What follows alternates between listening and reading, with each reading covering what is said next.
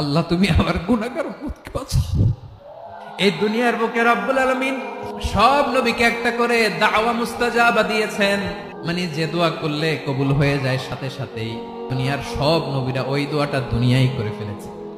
বিশ্বনবী বলবেন, আল্লাহ ওই স্পেশাল দোয়াটা দুনিয়াতে করি নাই, আজকে আমি তোমার দরবারে দাঁড়িয়ে কিয়ামতের দিন ওই দোয়াটা করছি। আল্লাহ আমার যে উম্মতের হৃদয়ে যাররা পরিমাণ ঈমান আছে, আমার একটা উম্মতকেও তুমি জাহান্নামে ঢুকাতে পারবা না। বিশ্বনবী পাগলের মতো একবার হাউজে কাউসারে যাবেন, একবার সিরাতে যাবেন, একবার পুলসিরাতের দিকে, একবার হাউজে কাউসারের দিকে পাগলের মতো দৌড়াতে থাকবেন, তার কোন গুনাহগার উম্মত যাতে জাহান্নামে ঢুকে না যায়। উম্মতি বিশ্বনবী আমার জন্য কাঁদবেন, আপনার জন্য কাঁদবেন, আমাদের জন্য সেদিন কেঁদে কেঁদে জাহান্নামের দরজায় দাঁড়িয়ে আমাদেরকে টেনে টেনে জান্নাতে ঢুকাবেন।